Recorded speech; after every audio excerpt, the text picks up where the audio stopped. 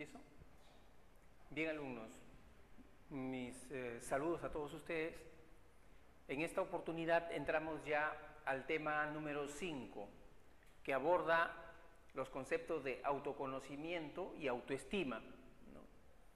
En lo relativo al autoconocimiento, tenemos que señalar que las personas, ¿no?, tenemos una obligación moral, ¿no? Esa obligación moral es de explorarnos a nosotros mismos, de conocernos a nosotros mismos, de descubrirnos quiénes realmente creemos que somos nosotros, ¿no?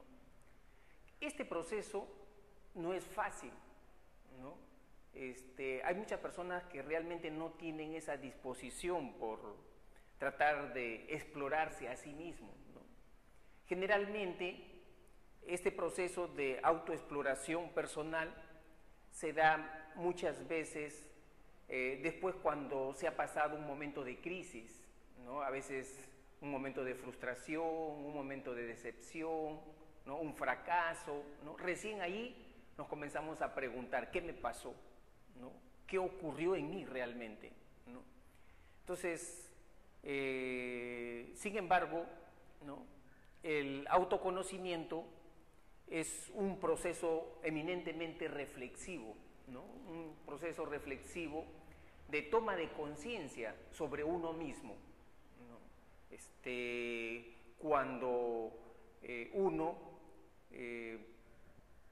busca momentos, busca espacios, ¿no es cierto?, para meditar, para reflexionar sobre uno mismo, sobre sus propios actos, sobre sus pensamientos, sobre su propia vida, ¿no? Ese es el autoconocimiento, ¿no? ¿Y por qué es importante el autoconocimiento? Porque cuando uno se conoce, uno sale más fortalecido moralmente, anímicamente, espiritualmente, sale mucho más fortalecido, ¿no? Una persona que se conoce realmente sabe qué cosa es lo que quiere en la vida. Una persona que se conoce, ¿no es cierto?, mejora su relación con los demás, ¿no? Tiene mejor empatía con los demás. Y una persona que se conoce, de hecho, regula mejor sus estados emocionales, ¿no? Y, lógicamente, también una persona que se conoce puede afrontar retos, ¿no?, problemas, dificultades en la vida. Entonces, el elemento central en este autoconocimiento es la conciencia, tomar conciencia de nosotros mismos. Y tomar conciencia de nosotros mismos, ¿no?, implica un proceso mental muy diferente a la atención. En estos momentos, ustedes me están escuchando, están comprendiendo lo que yo seguramente les estoy explicando. Pero ¿eso significa que ustedes están conscientes sobre este tema? No. Me están escuchando, efectivamente, me están comprendiendo, me están atendiendo, pero no significa que estén conscientes sobre este tema. Estar consciente significa hacer una evaluación de este momento en el cual ustedes están comprendiendo. Es como si ustedes estuvieran preguntando, ¿no?, la clase del profesor me ayuda a mí, me va a ayudar, ¿en qué me ayuda?, ¿no? Esta clase, ¿en qué me ayuda a mí?, ¿no? ¿Cómo puedo aprovechar mejor esta clase? Estoy con buen ánimo, con una buena disposición a entender los conceptos de esta clase. Cuando tú haces una evaluación sobre este momento, entonces recién ahí podemos decir que estás asumiendo una actitud consciente. Por eso se dice que conciencia es una autoevaluación de uno mismo, ¿no es cierto?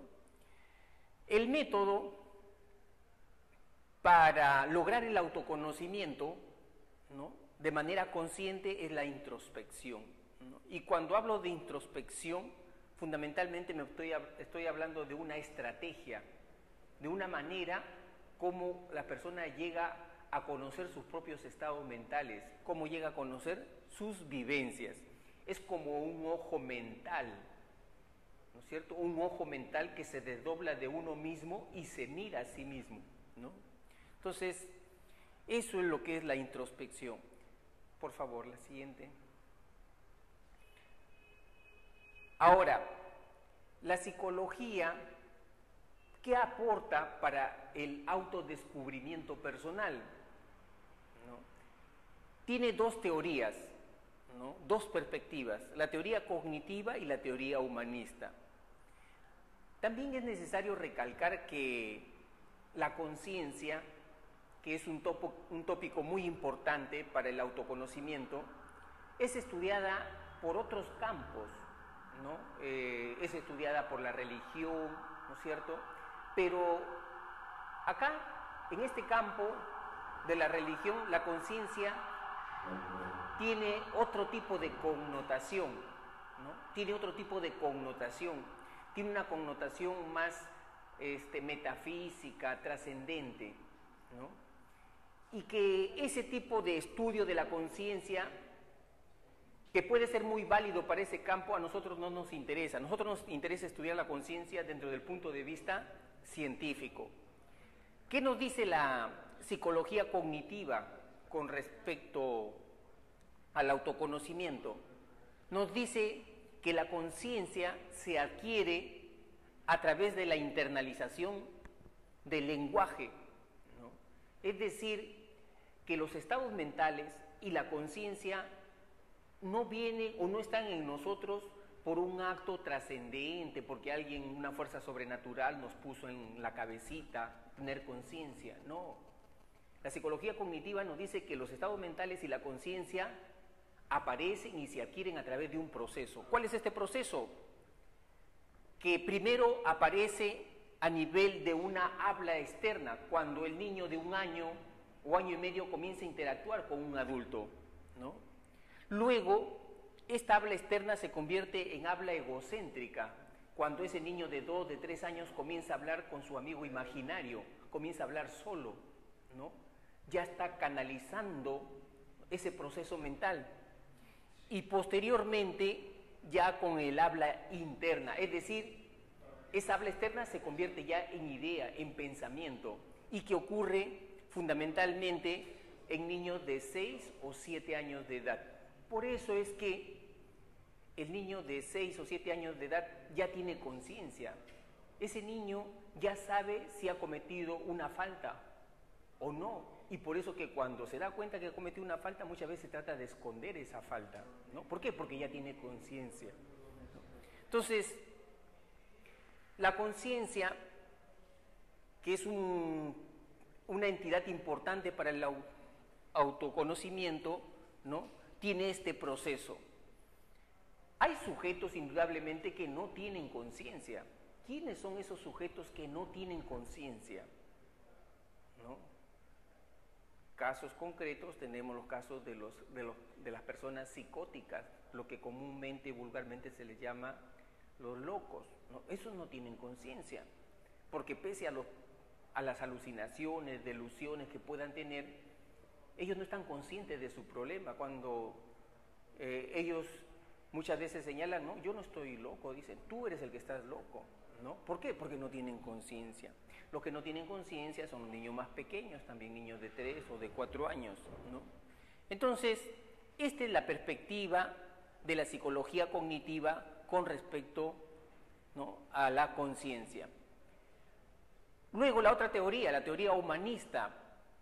Quizás esta teoría es la que ha tenido mayor difusión en el campo cultural, a través del cine, la literatura. Sus postulados, sus principios son los que más se han difundido. Tenemos casos concretos, por ejemplo, en el caso de la literatura, estos libros de autoayuda, ¿no es cierto?, estos libros de superación personal, todos tratan de graficar e ilustrar los postulados del humanismo, ¿no? Seguramente ustedes, chicos, jóvenes que han terminado su secundaria, ya han leído algunos libros de autoayuda. Por ejemplo, incluso en el colegio, creo que ya les mandan a que lean estos libros, ¿no? ¿Quién no se ha leído de repente este libro, ¿Quién se ha llevado mi queso?, ¿no? Es un libro de autoayuda, en donde se plantean 2 paradigmas, 2 modelos frente a un cambio. O sea, cómo las personas, frente a un cambio en nuestra vida, un cambio importante, cómo asumimos ese cambio. Y ahí hay 2 actitudes, ¿no? Otros libros más sobre autoayuda, este último que está siendo muy promocionado, El Delfín, ¿no?, de Sergio Bambarén, igual, ¿no? Y en fin, este otro último libro muy importante también, Los 7 hábitos de las personas altamente inteligentes, de Spencer. Entonces, incluso también lo que estuvo en boga en un tiempo, aunque ahora ha declinado un poco, los videos de Miguel Ángel Cornejo, ¿no?, este conferencista, este motivador, se basa fundamentalmente en los postulados y en los principios de la psicología humanista, ¿no? ¿Y qué nos dice la psicología humanista? Nos dice que las personas no tenemos una naturaleza, las personas no tenemos una esencia humana, ¿no? O sea, tú no eres, ¿no?, tu temperamento, tus tendencias, tus impulsos, tus instintos, no. Las personas lo que tenemos es el yo, ¿no? El yo es la unidad de análisis para la psicología humanista. ¿Y qué cosa es el yo? Es el autoconcepto, la imagen que uno tiene de sí mismo, ¿no? Y toda persona con su yo, ¿no es cierto?, con su yo tiene unas cualidades, unos aspectos, ¿no? Es decir, toda persona tiene un poder. ¿Cuál es el poder que tiene la persona? El poder de su libertad y de su responsabilidad. ¿Cuál es ese gran poder que tenemos todas las personas respecto a nuestra libertad y nuestra responsabilidad? Que nosotros no tenemos instintos, nosotros no tenemos naturaleza humana, no tenemos esencia humana, ¿no es cierto? No tenemos un temperamento inamovible, fijo, ¿no? Sino que nosotros lo que tenemos es el poder de nuestra libertad. Nosotros escogemos y elegimos los tipos de pensamientos y sentimientos. Y producto de la elección de esos pensamientos y esos sentimientos hay una consecuencia, hay una responsabilidad. Escuchamos o tenemos una noticia mala, ¿no es cierto? Al escuchar esa noticia mala, nosotros tenemos un mundo de opciones, un mundo de posibilidades frente cómo reaccionar frente a esa noticia mala. Nosotros escogemos cómo sentirnos frente a esa noticia mala. Algunos escogen ponerse tristes, otros escogen ponerse irónicos, otros escogen ponerse depresivos, ¿no es cierto?, otros reflexivos, pero la persona escoge eso, la persona elige eso, y como consecuencia hay una responsabilidad. Lo que ocurre, dice la psicología humanista, que las personas vivimos generalmente alienadas. ¿Por qué alienadas? Porque no asumimos nuestra responsabilidad con respecto a nuestras propias vivencias, ¿no?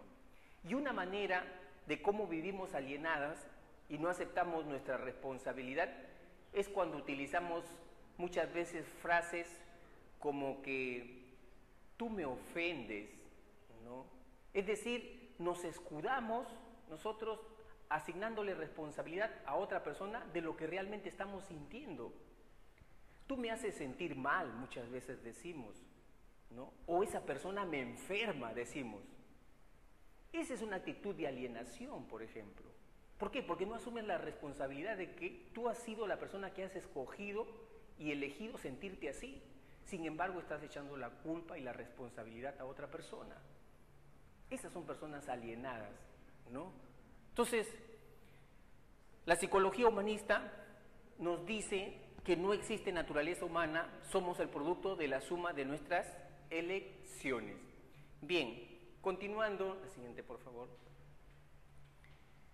En cuanto a la conciencia de sí mismo, ¿no? En el desarrollo de la conciencia de sí mismo hay que tomar en cuenta los siguientes aspectos, ¿no? Es decir, cuando uno quiere revisarse a sí mismo, cuando uno quiere explorarse a sí mismo, es importante conocer sus motivaciones, sus valores, la personalidad y las aptitudes, ¿no? Las motivaciones. Miren qué importante es que nosotros podamos conocer nuestras verdaderas motivaciones, nuestras auténticas motivaciones. Es decir, cuál es el sentido de nuestra vida, qué queremos para nosotros, ¿no? Incluso Hay un filósofo español, Ortega y Gasset, que decía, tú quieres conocer a una persona, no la vas a conocer por su rasgo de personalidad. Eso no es lo central en una persona.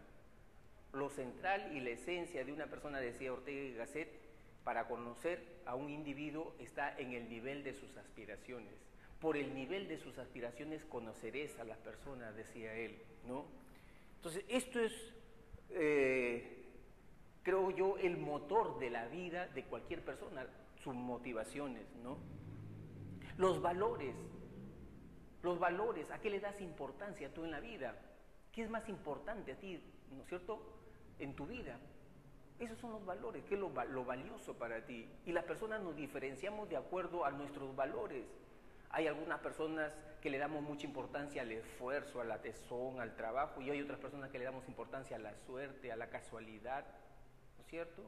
Hay otras personas que le damos importancia, por ejemplo, a cuestiones teóricas, abstractas, trascendentes, místicas, y otras personas que no nos interesan esos aspectos, nos interesan más los aspectos concretos, prácticos, pragmáticos, eso es lo que más nos interesa, ¿no? Esos son nuestros valores.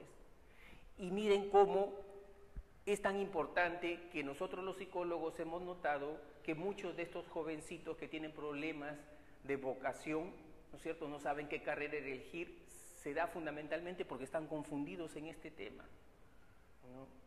Es decir, ellos tienen que conocer cuáles son sus valores, porque hay carreras que compatibilizan bien con uno u otro valor, y uno tiene que saber cuáles son sus valores, ¿no? Luego, personalidad. Acá tenemos que ver en nosotros mismos nuestro temperamento, nuestras emociones, ¿no?, algunos rasgos externos que tenemos, ¿no es cierto? Y por último, las aptitudes, destrezas, habilidades, talentos que nosotros poseamos, ¿no es cierto? O sea, la facilidad con que hacemos las cosas, ¿no? Entonces, la revisión de todos estos aspectos va a permitir tener una conciencia de sí mismo. Ahora, respecto a sí mismo, se han identificado que existen tres actitudes, tres posturas, ¿no? Desconocerse, rechazarse y aceptarse. Desconocerse o ignorarse, ¿no? Y esta postura en la cual el sujeto no tiene la necesidad de averiguar quién es él, ¿no?, ni se molesta en averiguarse, ¿no?, que es lo más lamentable, ¿no? Fernando Savater, por ejemplo, en su libro Ética para Amador, a este tipo de personas que andan una especie de sonámbulos por la vida, no saben lo que quieren, ni quieren averiguarlo tampoco, les llama de manera muy dura, en ese libro, los imbéciles, les llama así, ¿no? ¿Por qué? Porque en realidad no, es como si no despertaran, andaran siempre como, ¿no?, a oscuras, ciegos, ¿no? Luego, la otra postura, rechazarme, ¿no? Se trata de una actitud en la cual el sujeto, ¿no es cierto?, no se quiere a sí mismo, se cuestiona, se desvaloriza, ¿no?, se encuentra errores, ¿no?, y errores grandes en su ser, ¿no?, en su manera de comportarse, en su manera de ser, ¿no? Y la tercera, el aceptarse. ¿Aceptarse qué significa? Significa que uno se tiene amor incondicional, es decir, uno está por encima de sus errores, de sus defectos. Uno no se puede valorar por sus logros, por sus méritos, por lo que ha alcanzado en la vida. Esa no es la actitud del que se acepta, ¿no? Es importante, ayuda, sí, ¿no?, pero uno tiene que valorarse como ser humano, como persona, y sobre todo por el esfuerzo que está poniendo en las cosas que hace, no por las cosas que ha conseguido, ¿no? Esa es una mejor actitud, el amor incondicional hacia uno mismo, como decía Maslow, ¿no? Bien, la siguiente. Ahora, chicos, nosotros no vivimos de manera individual, vivimos en una comunidad, vivimos en un país, en un barrio, con una familia, y nos interactuamos con otras personas. En este interactuar con otras personas se dan estilos de comunicación, es decir, cómo se interactúa en ese mensaje. Y se han identificado que existen 4 modelos de estilos de comunicación, ¿no? ¿Cuáles son esos 4 modelos? La manera como nos comunicamos: el pasivo, el agresivo, el pasivo-agresivo y el asertivo. ¿Quiénes son las personas que establecen un estilo pasivo? Son aquellas que consideran que sus derechos, sus pensamientos, sus sentimientos no son importantes. Más importante son los derechos de los otros. Por eso que estas personas no plantean nunca sus desacuerdos, sus desavenencias, la esconden, ¿no?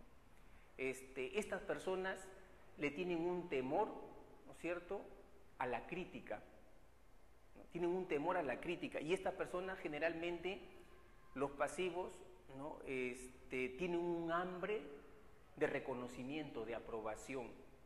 Por eso que a estas personas les interesa, y su motivación central es estar bien con todo el mundo. Para ilustrar de una manera de repente muy exagerada, pero gráfica, el pasivo siempre quiere estar bien con Dios y con el diablo, ¿no? El pasivo, en esa comunicación, tiene un lenguaje verbal en el cual utiliza expresiones dubitativas, vacilantes, ¿no? Quizás, puede ser, no sé, de repente, ¿no? Muy dubitativo es el pasivo. Y en cuanto a lenguaje no verbal, lenguaje de los gestos, el pasivo evita el contacto directo, es huidizo, evasivo, no mantiene el contacto ocular, por ejemplo. Mira unos segundos y después desvía la mirada para abajo, para arriba, ¿no?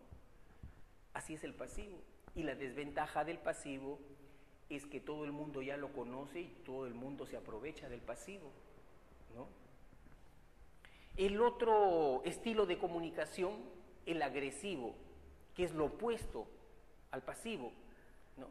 Esta persona es la que se trata de imponer a los demás, ¿no? Y se impone a los demás, ¿no?, bajo la amenaza, la manipulación, ¿no? Y utiliza expresiones verbales impositivas, de mandato, de orden, ¿no? No le interesa lo que piensa el resto, sino lo que él piensa. Y eso tiene que acatarse, ¿no? El agresivo, en cuanto al lenguaje no verbal, tiene un gesto y un ademán despectivo, te mira por encima del hombro. ¿Con qué finalidad te mira por encima del hombro, como si la persona, el interlocutor, fuera una hormiguita que hay que pisarla, con la finalidad de someterte? Porque el agresivo a que apunta es a someterte, ¿no? La desventaja, lógicamente, del agresivo es que nadie quiere estar con él, todo el mundo le huye, ¿no? Entonces,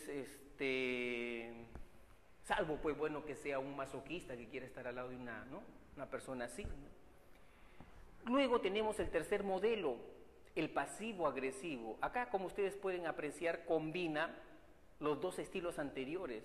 O sea, es pasivo y es agresivo a la vez.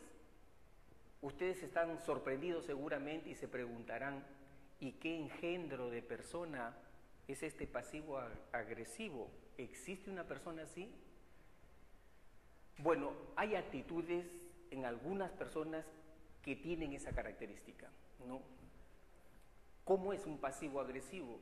Es la persona que, pese a estar en desacuerdo con algunos puntos, los acepta, ¿no? Acepta como viene y no plantea sus desacuerdos, se queda callado, acepta, ¿no? Y qué bueno fuera que se quedara tranquilo como el pasivo, pero no se queda tranquilo. Por dentro, esta persona se está hirviendo de cólera, de rabia, de resentimiento, y no lo dice. Es un volcán en erupción. Por eso que, frente a un pasivo agresivo, cuando no ha planteado sus desacuerdos y la otra persona, el interlocutor, se da la vuelta, el pasivo agresivo comienza a sabotear, ¿no?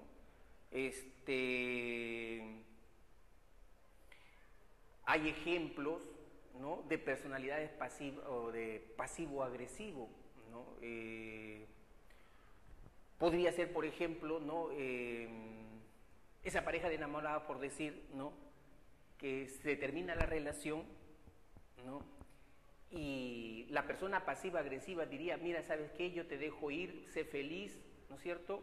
Ve, sé feliz, yo no me opongo, pero por si acaso el día de mañana que aparezca mi cadáver, ¿no es cierto? Tú vas a ser el culpable, ¿no? Ahí está la manipulación, ahí está la agresión. Es decir, mira, si tú te vas, yo me mato, ¿no? Sí, te juro que me mato, ¿no? Ese es el pasivo agresivo, ¿no?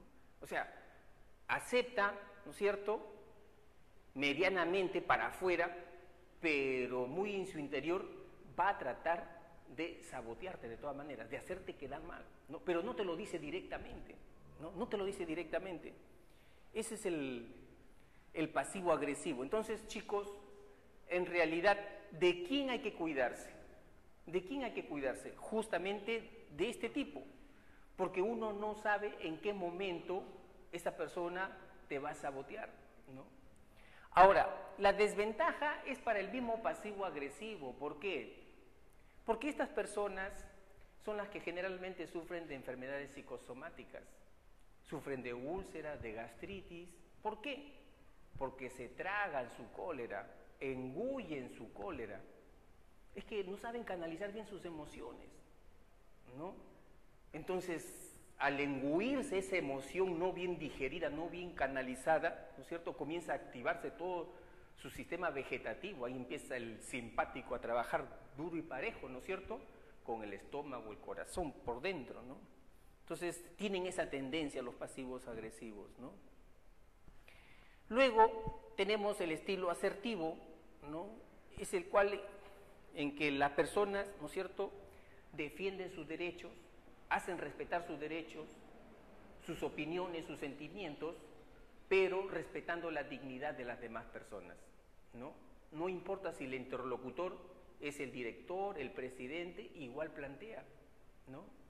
Pero, como les digo, con propiedad, de manera adecuada, ¿no? Considerando siempre eso, ¿no? Bien, el siguiente, por favor. Ahora, es importante en el autodescubrimiento, en el autoconocimiento, tener claridad sobre estos dos grandes conceptos, ¿no? El autoconcepto y la autoestima. Algunos autores consideran que es lo mismo, es el mismo concepto, salvo por el énfasis que se le da en algunos aspectos a uno o a otro concepto. Por ejemplo, el autoconcepto dice que es la autoimagen, lo que uno cree que es. Por ejemplo, yo me puedo considerar a mí mismo como una persona optimista, o de repente algo optimista, o algo pesimista. O me puedo considerar, tengo la imagen, esa creencia de que yo puedo ser una persona extrovertida, comunicativa, expresiva, afectuosa, o de repente introvertida, callada, retraída. Esa autoimagen es el autoconcepto, ¿no? Entonces, ¿de qué estamos hablando cuando nos referimos a autoconcepto? De una idea, de un pensamiento. Por eso se dice que tiene un carácter cognitivo el autoconcepto, ¿no? A diferencia de la autoestima. La autoestima también es esa autoimagen. ¿Cómo me veo? Como un tipo introvertido, callado, correcto. Ese es el autoconcepto. Pero la autoestima está en que es la valoración de esa imagen. Cuando tú calificas esa imagen. Ya, tú dices que eres introvertido, callado. ¿Eso es bueno o es malo para ti? Para ti, ¿eso es bueno o es malo? Hay personas que ese tipo de imagen lo ven como algo negativo, como algo malo. Esa valoración ya es autoestima, ¿no? Eso ya es autoestima, ¿no? Entonces, la autoestima ya tiene una carga afectiva ya, una carga emocional de descalificación o sobrevaloración sobre lo que tú consideras que eres, ¿no? En los libros de autoestima siempre viene una imagen, un logotipo para graficar el concepto de autoestima. Viene la imagen, por ejemplo, de un gatito que se está mirando, ¿no es cierto?, a un espejo, y en la imagen del espejo aparece no la figura del gatito, sino aparece la figura de un león, grande, robusto, con su melena, ¿no?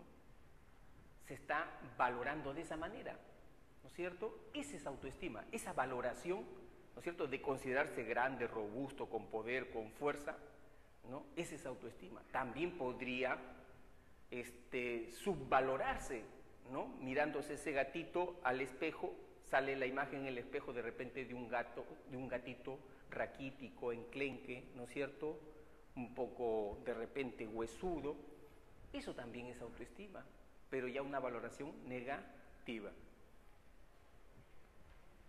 Bien, es importante que los ejes centrales, ¿no es cierto?, en el autoconocimiento tiene que ver con la autoestima, ¿no? Desarrollar la autoestima, ¿no? ¿Por qué? Porque la autoestima te da poder, la autoestima te da fortaleza. ¿Por qué es importante la autoestima? Porque mejora tus niveles de aspiraciones. ¿Por qué es importante la autoestima? Porque te permite rendir mejor, ¿no es cierto? ¿Por qué es importante la autoestima? Porque te relacionas mejor con las personas, no estás a la defensiva, no estás con complejos, ¿no? Por eso es importante la autoestima. Y Branden nos ha señalado algunos objetivos para desarrollar, para incrementar, para aumentar la autoestima, ¿no? Y él nos habla de que la autoestima se incrementa cuando las personas viven conscientemente, es decir, constantemente están reflexionando sobre sí mismos, ¿no? Cuando se autoaceptan, ¿no? Es decir, personas que se quieren por encima de sus limitaciones, de sus errores o de sus fracasos, ¿no? Uno es mucho más que eso, ¿no? Ser responsable, ya habíamos hablado sobre este tema, ¿no es cierto? Entender que nosotros escogemos la manera como nos sentimos, cómo pensamos, y tenemos que ser responsables de lo que estamos sintiendo, de lo que estamos pensando, ¿no? Autoafirmarse, que significa alentarse, ¿no es cierto?, motivarse, ¿no? Cuando uno se siente un poquito de repente decaído, ¿no es cierto?, uno tiene que estimularse afectivamente, ¿no? Vivir con propósito, tener metas, propósitos claros, objetivos. Y lo último que señala Branden es tener integridad personal. ¿Qué significa tener integridad personal? Significa ser coherente entre lo que piensas y lo que haces. Si tú dices, ¿no es cierto?, quiero ingresar a la universidad, quiero ser profesional, entonces tienes que ser coherente con esa idea, ¿no? Dedicarle más tiempo justamente a ese objetivo, a esa meta, ¿no? Entonces, esos es los aspectos que señala Branden. Y por último, el autocontrol emocional, ¿no? Este es un cuadro que nos presenta Daniel Goleman de cómo podemos mejorar a veces estas situaciones de ser esclavos de nuestras propias emociones, ¿no? Cuando nos ponemos muy nerviosos, nos ponemos muy ansiosos, o cuando nos ponemos muy irascibles, o nos ponemos muy depresivos, ¿no? Entonces, ¿de qué manera podemos tener mejor control sobre nuestros estados emocionales, ¿no? Goleman señala estas características, estas competencias, ¿no? Tener autodominio, ¿no es cierto?, confiabilidad, ¿no?, escrupulosidad o integridad, ¿no?, adaptabilidad y por último lo que es innovación, ¿no? Esas son las características centrales que nos señala Daniel Goleman para tener autocontrol emocional. Ahora vamos a ver la práctica, ¿no? La práctica. En la primera pregunta entonces es la B. La segunda pregunta es la A, autoevaluación de la mente. La tercera pregunta es la D, libertad, responsabilidad. La cuarta, la respuesta correcta es la B, la autoaceptación. La quinta es la E, pasivo-agresivo. La sexta es la A, pasivo. La séptima es la C, ¿no?, autoestima, porque acá está calificando, yo soy desgraciadamente introvertido, o sea, ahí ya está calificando, por lo tanto, estrictamente estamos hablando de autoestima. La octava es la E, vivir con propósito. La novena es la E, desaprobé el curso por flojear, acá está asumiendo su responsabilidad. Y la décima, ¿no?, la décima es la D, ¿no? El autor es Vygotsky. Bien alumnos, hasta la próxima clase entonces.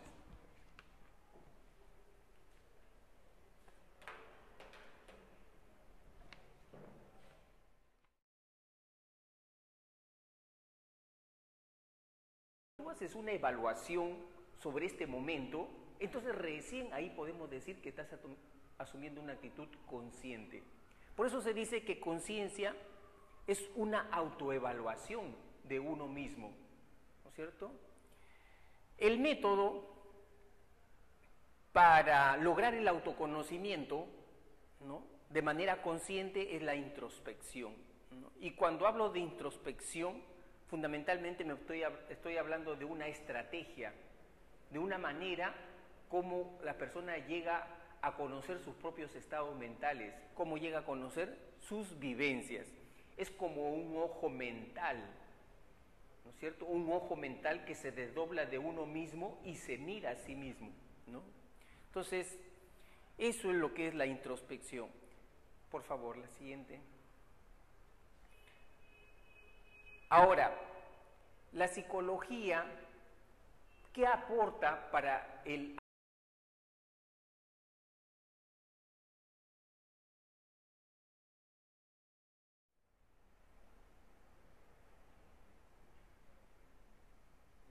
Ya. ¿Empiezo? Bien, alumnos, mis saludos a todos ustedes. En esta oportunidad entramos ya al tema número 5, que aborda los conceptos de autoconocimiento y autoestima, ¿no? En lo relativo al autoconocimiento, tenemos que señalar que las personas, ¿no?, tenemos una obligación moral, ¿no? Esa obligación moral es de explorarnos a nosotros mismos, de conocernos a nosotros mismos, de descubrirnos quiénes realmente creemos que somos nosotros, ¿no? Este proceso no es fácil, ¿no? Es exacto sobre sus pensamientos, sobre su propia vida, ¿no? Ese es el autoconocimiento, ¿no? ¿Y por qué es importante el autoconocimiento? Porque cuando uno se conoce, uno sale más fortalecido moralmente, anímicamente, espiritualmente, sale mucho más fortalecido, ¿no? Una persona que se conoce realmente sabe qué cosa es lo que quiere en la vida. Una persona que se conoce, ¿no es cierto?, mejora su relación con los demás, ¿no? Tiene mejor empatía con los demás. Y una persona que se conoce, de hecho, regula mejor sus estados emocionales, ¿no? Y, lógicamente, también una persona que se conoce puede afrontar retos, ¿no?, problemas, dificultades en la vida. Entonces, el elemento central en este autoconocimiento es la conciencia, tomar conciencia de nosotros mismos. Y tomar conciencia de nosotros mismos, ¿no?, implica un proceso mental muy diferente a la atención. En estos momentos, ustedes me están escuchando, están comprendiendo lo que yo seguramente les estoy explicando. Pero ¿eso significa que ustedes están conscientes sobre este tema? No. Me están escuchando, efectivamente, me están comprendiendo, me están atendiendo, pero no significa que estén conscientes sobre este tema. Estar consciente significa hacer una evaluación de este momento en el cual ustedes están comprendiendo. Es como si ustedes estuvieran preguntando, ¿no?, la clase del profesor me ayuda a mí, me va a ayudar, ¿en qué me ayuda? ¿No? ¿Esta clase en qué me ayuda a mí? ¿No? ¿Cómo puedo aprovechar mejor esta clase? Estoy con buen ánimo, con una buena disposición a entender los conceptos de esta clase. Cuando hay muchas personas que realmente no tienen esa disposición por tratar de explorarse a sí mismos, ¿no? Generalmente, este proceso de autoexploración personal se da muchas veces después cuando se ha pasado un momento de crisis, ¿no? A veces un momento de frustración, un momento de decepción, ¿no?, un fracaso, ¿no? Recién ahí nos comenzamos a preguntar, ¿qué me pasó? ¿No? ¿Qué ocurrió en mí realmente? ¿No? Entonces, sin embargo, ¿no?, el autoconocimiento es un proceso eminentemente reflexivo, ¿no?, un proceso reflexivo de toma de conciencia sobre uno mismo, ¿no? Cuando uno busca momentos, busca espacios, ¿no es cierto?, para meditar, para reflexionar sobre uno mismo, sobre su propio